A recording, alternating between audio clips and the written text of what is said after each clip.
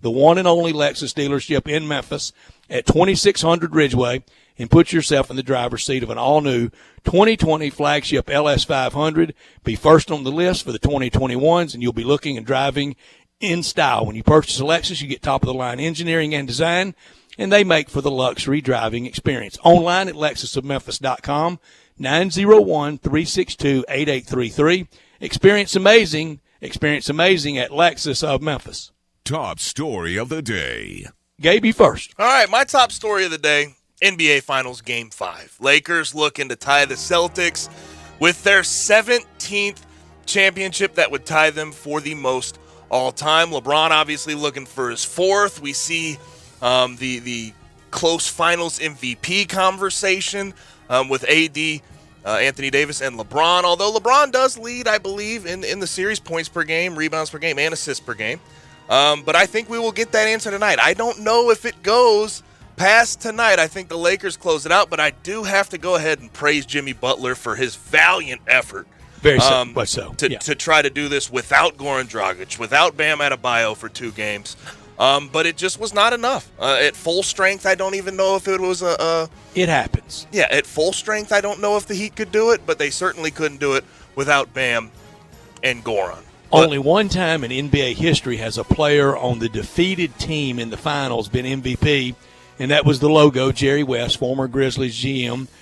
Tonight, it won't be Jimmy Butler in defeat. Who will it be just with requisite numbers? Not if somebody went for 60 tonight. Who would it be, AD or LeBron? Carl, you too. Anthony Davis. I'm taking LeBron. Whoa. I'm going LeBron. I'm taking LeBron, too, and Mr. Laker himself, just this side of Jerry Buss, Mr. Laker, Carl Morris, the Jerry Buss of Memphis, we could say. It seems that a lot of the time when LeBron has someone to defer to, people like to take that person's side for whatever reason. But I have to give LeBron this one. I mean, it's like, just look at what Anthony Davis has been doing his first time here. That's what I'm going off of. Yeah. LeBron has been doing his thing as well, it. but, LeBron's been here, done that. Anthony Davis' first time here, he's showing himself. I understand now, LeBron was a little bit miffed about the MVP voting. If he lost that he one should have got tonight, the MVP vote. Oh, no. He should have got the league MVP. No, come on, Carl. Come on, Dr. Buss. It's a regular season award. It's a regular season award. Come on, Dr. Jerry Morris. Come on now. He should have got it. In my opinion, he should have got it. They love snubbing Laker guys for the MVP. But I will say this before we get to your top story. I did want to sort of talk about the people talking about asterisks next to this thing. You could make the argument that this championship run is more stressful than any other one in history with COVID-19. It should be in italics. Exactly. The bubble, no family, the ratings are low, you have the racial inequity fight. This is something where keeping your focus mentally on the finals, on the playoffs, has been one of the toughest things to do. And, by the way, going through Portland, the Clippers, and the Heat. Right, absolutely. Didn't leave anybody out. That was the 3 teams that went through. In Denver. I'm sorry. Denver.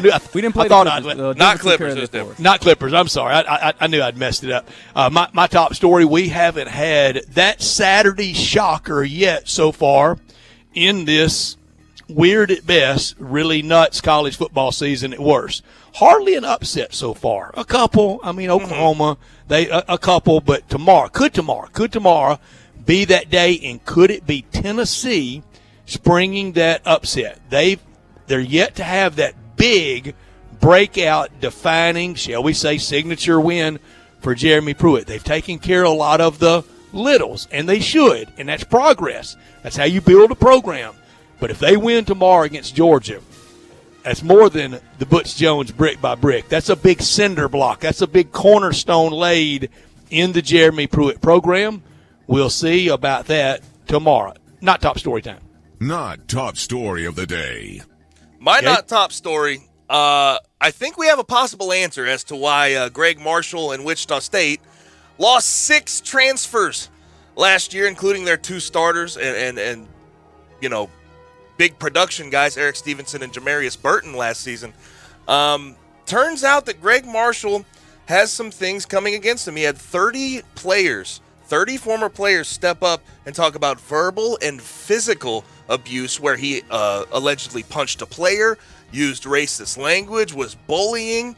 Obviously, Marshall came out today in a statement and categorically denied all wrongdoing, says his style may be seen as strict and harsh from the outside to some, but to others it may not be as fun. But he is a guy who has been wildly successful at Wichita State. 308 wins at that school, by far the most, and then a Final Four appearance.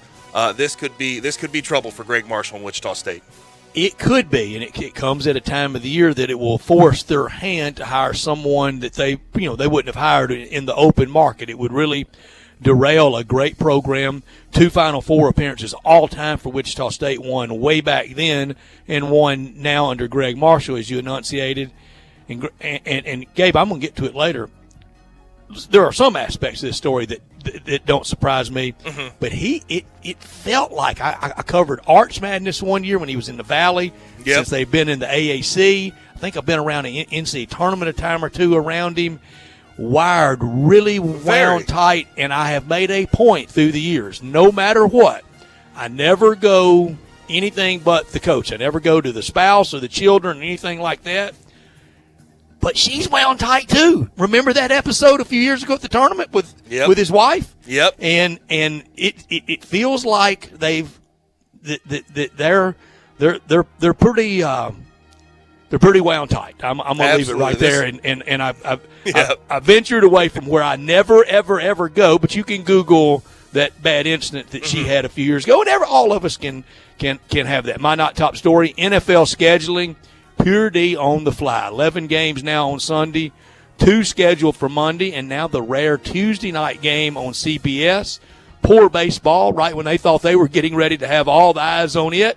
Here comes the virus, here comes the NFL, and here comes the NFL on a Tuesday night. Right now, with schedules, just stay tuned. I mean, I can't really promise you anything. No doubt. We might have to see some reschedules from this weekend, and I hope we don't. But it's certainly looking that way with not only coronavirus, but weather. Yeah, for sure. So 2020. Between hurricanes, pestilence, flood, famine, virus, we got a lot coming got at everything. us. And we're going to try to cover every bit of it for you between now and 6 o'clock. That's our top and not top story for this Friday afternoon. When we come back, we talk to Bruce Marshall from the Goal Sheet. He's next on Sports Time.